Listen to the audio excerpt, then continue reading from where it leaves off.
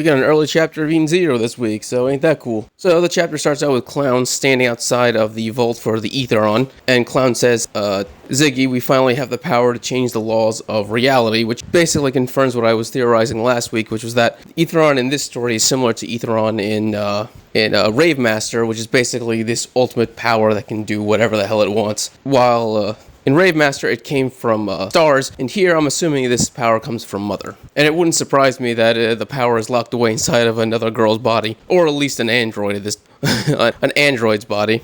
But for the most part, the man doesn't really like to repeat himself. He likes to do copies, but he doesn't repeat himself. Like Urza and Jalal and Elsie and Justice, they have very much a romantic relationship between both of them, but it's very different, obviously. In this case, the Aetheron will have the similar power of basically being the ultimate power, like in Rave Master, but I don't think it'll be locked away inside of a girl, or android girl. Maybe it will, who knows. So we skip back over to the finished fight between Homaru and Burgerheim. I really cannot pronounce this man's name. So Shiki is still freaking out, demanding to know what happened, and Burgerheim is ignoring him because, well, it doesn't matter. And to explain why it doesn't matter is because we skip back 15 minutes to see the full fight. So Burgerheim mentions to Homaru how he was defeated by Jaguar earlier, and he was remade, but this time his body was made as strong as Jaguar was back when he was still alive. So basically he's saying he's on par with a Galactica Interstellar member, which is insane because Jaguar one-shotted him. So he's basically saying he went from being one-shotted by a member of Interstellar to being as powerful as one, which, alright, that's kind of busted. Then again, he could just be talking himself up, but who knows? This is Ziggy we're talking about. He's the one who rebuilt the guy, so maybe he did make him as powerful as Jaguar. He claims he has peerless armor, and that he always wanted to go up against Valkyrie's peerless sword, and Homaru is just lacking. But Homaru responds saying, well, I have her sword. I don't consider it peerless. I'm not as great as my master, but I do have her sword. And Burgerheim says, yes, but you don't have her techniques. Homaru goes into her overdrive and states, I may not have her skills, but as long as I have the power to beat you, that's all that matters. Which has got to be one of the biggest insults you can tell a man. Like, yeah, I'm not as strong as my master, but I'm still stronger than you, so that's all that matters. So Homaru makes the first move. She rushes in and attacks, but Burgerheim blocks it. And he tells her that if she has to go overdrive to take him on, then she nowhere near has the power to win. And he just punches her hard, and she goes flying.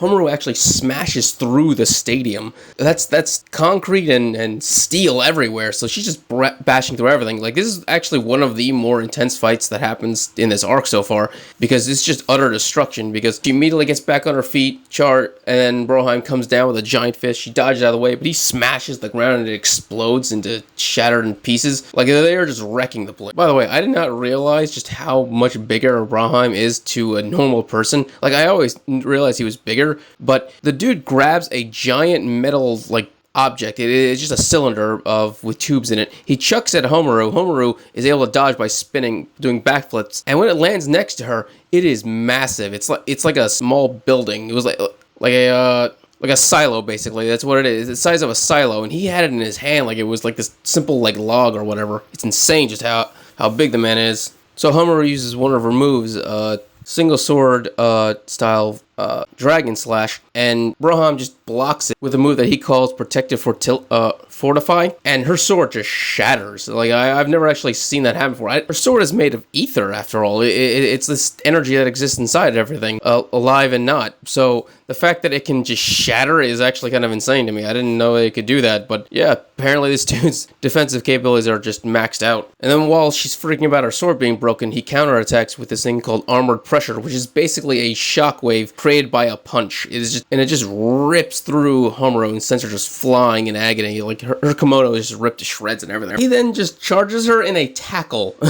It's insane. Like, she's able to get back on her feet and get her sword ready, a new one, but he just straight up just tackles her like a straight up bull. Like, and just slams her with his elbow, and she goes flying through the air again, just completely wrecked. And he determines that her chances of victory are 0% because she's incapable of even cutting through his armor. And he determines that she should die because she's a disgrace to Valkyrie. And he just charged her again with another tackle, but this time he is moving fast. I mean, it is insane how fast this big guy is. He basically becomes a spear of light. That's how quickly he's moving. He just rockets straight at Homaru, ready to kill her. And Homura, of course, counterattack with her Warrior Maiden single blade Kitsu Barrage Blade, which is basically just 1,000 slashes all at once, where she just basically gives up defense in pursuit of absolute attack. As a response, Barahum does Armored Pressure, which is basically, once again, another shockwave thing with just sheer brute force, but this time with his entire body, not just with his fist, and he slams Homura, blood just splaying out of her mouth, and she goes flying.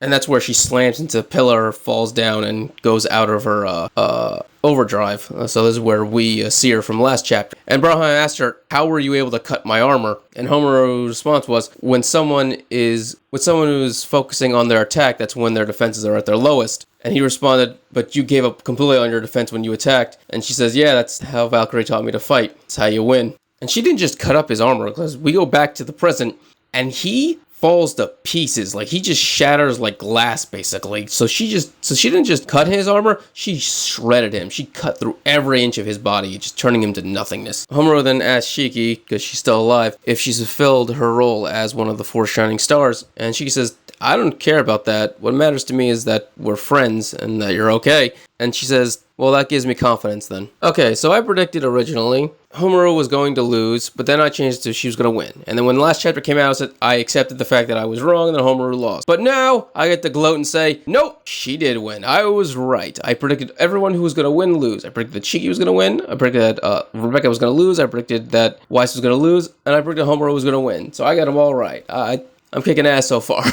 in predicting how things are going to go. I do also believe that, so here's my future predictions. Hermit isn't over yet. We didn't see her go down. We just saw the infectious thing, so I think she's going to win. And I sure as hell believe that Sister is going to get back up and kick Clown's ass. So I think she's going to win that fight. And then when all the minions are finally down, we're then going to have the 3 big fights. Agnolia, Ziggy, and Dead End Crow. Plus, all those guys from the government are probably going to invade the planet. That should be fun. So we're probably going to have one giant fight with Ziggy. Honestly, a team battle would be pretty cool. But the fact that Elsie was kicking his ass so well on her own, I have a hard time imagining that he would be able to take on everyone at once, unless he gets his hand on the Aetheron, and then have the power to do whatever the fuck he wants. Of course, I have been predicting that Ziggy is going to escape this fight and disappear to who knows where. You know, there are a lot of things to still theorize about. Like, you got the Aetheron, you got the last member of Oceanosis Galactica, the Dark Wizard dude. Where is Mother? What is Ziggy's ultimate goal? Why is Shiki seen as a threat to the cosmos by Ziggy? Like, there are so many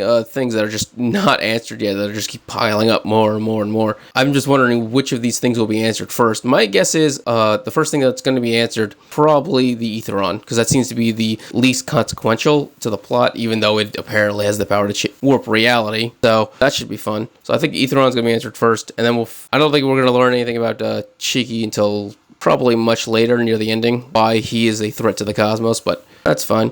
But yeah, I really did enjoy this chapter, and I really do enjoy the fact that there's so many things to theorize about and think about and talk about. So if you guys want to, just mention down in the comments, that'd be great, what you want to talk about and what you want to theorize about. Otherwise, I hope you enjoyed this video. Please subscribe, give it a thumbs up, and have a great day. Thank you and goodbye.